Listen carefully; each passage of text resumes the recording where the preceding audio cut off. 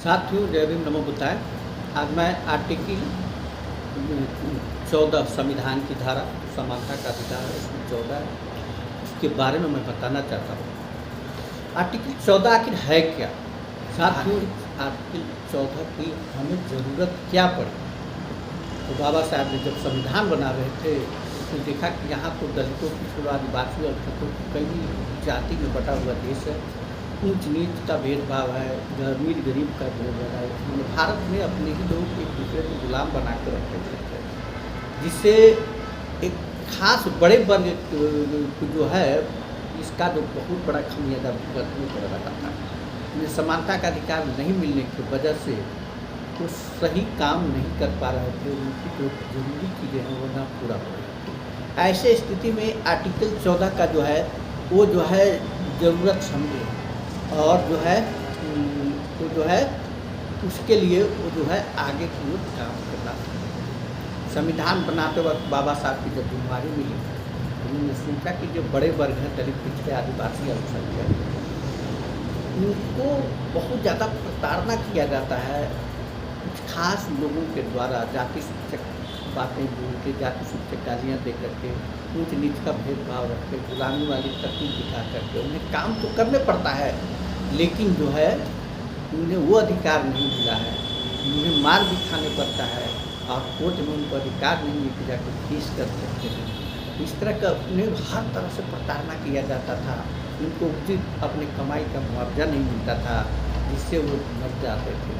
ऐसी स्थिति में संविधान जब बनी तो इन सब बातों को ध्यान दिया गया और जो है जब उन बातों को ध्यान दिया गया तो उसी चीज़ को जो है ध्यान दे करके समस्या को दूर किया गया।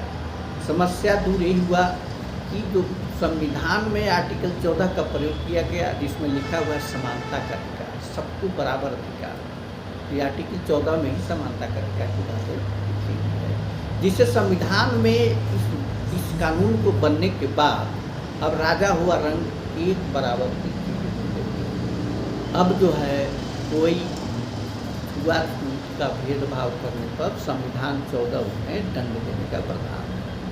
आप किसी को गलत प्रताड़ना नहीं कर सकते हैं। आप काम करते हो, या सीएम हो या पीएम, चपरासी हो, चीफ जस्टिस या कोई भी हो, संविधान के दायरे में रहकर सबको करना है। आर्टिकल 14 जो बाबा साहब ने संविधान बनाया था उसके अंदर समानता के अधिकार रखा है। समानता अधिकार मतलब सीएम और पीएम, यदि सैलरी में अंतर है लेकिन सुविधाएँ कम है तो ये पूरी गलत है। क्योंकि एक जो है डीएम है, एक वैज्ञानिक है, तो फिर अब कोई वैज्ञानिक बनेगा नहीं तो कोई फायदा नहीं होगा। तो थोड़ी सी चेंजिंग कर करके सब कुछ समानता के अधिकार के अंदर रख दिया गया। अब हर कोई समान नागरिक की तरह से अपना काम करेंगे, सब कुछ समान वर्ग में काम करेंगे। समानता के अधिकार कोई जो है अब जो है बेदखल नहीं करेगा। ऐसी स्थिति में देश संविधान से चलेगा। समाज जो है समानता के अधिकार का पालन करेगा और देश आगे बढ़ेगा।